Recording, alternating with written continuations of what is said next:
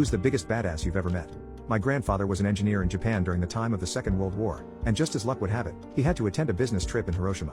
And it's while attending this trip that the atomic bomb was dropped. He was less than 2 miles away from the exact location, and although he avoided the area of obliteration, he was still hit with a shockwave. This shockwave was brutal.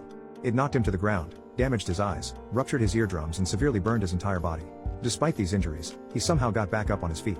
And so, now partially blind, totally deaf and barely able to stand, my grandfather dragged himself to an air raid shelter. He spent the night in the shelter writhing and groaning in pain, but when morning came around he decided to leave because he had more important business to attend. The more important business? His job. He caught the early morning train purely so he could clock in on time. On the positive side, he was at least getting out of Hiroshima. On the negative side, he was going to Nagasaki.